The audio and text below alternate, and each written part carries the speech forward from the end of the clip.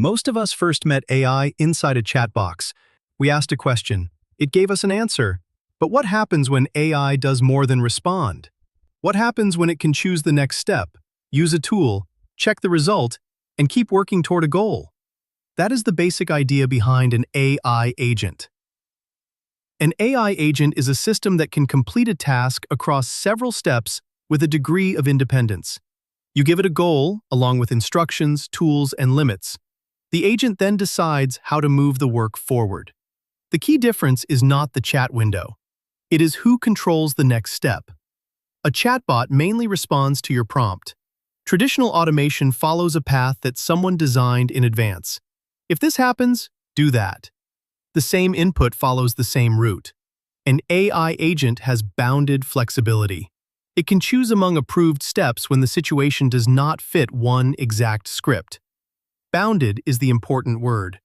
An agent should not have unlimited freedom. It should operate within clear instructions, permissions, and stopping conditions. So how does one actually work?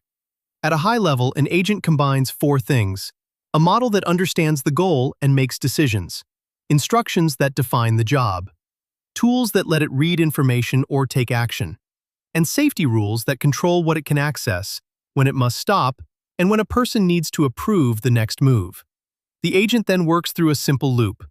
Understand the goal, choose a step, take action, check what happened, adjust the plan. Then continue until the task is complete, a limit is reached, or human input is needed.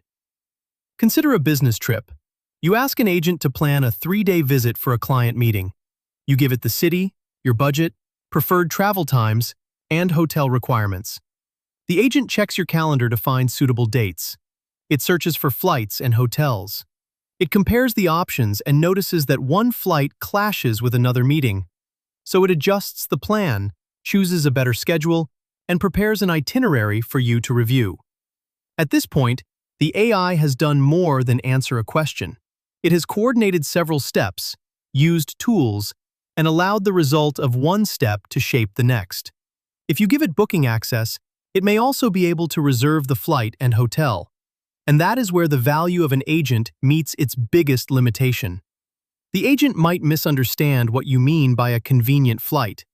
It could choose the cheapest option, even if it leaves at 5 in the morning. It might select a hotel within budget that is far from the meeting. If the agent only prepares suggestions, you can catch those mistakes. If it can spend money or confirm bookings, the same misunderstanding becomes a real action. More independence creates more room for useful work. It also creates more room for unwanted consequences. That is why a good agent starts with narrow permissions. Give it only the tools it needs. Prefer access that lets it read information before access that lets it change information. Set clear goals and clear stopping conditions. Keep early tasks easy to review.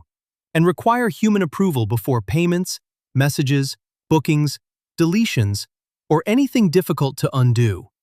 Not every task needs an agent. If the steps are fixed and predictable, ordinary automation may be simpler and easier to control. Agents make more sense when the goal is clear, but the route may need to change based on what the system discovers. So the most useful question is not, can this AI take action?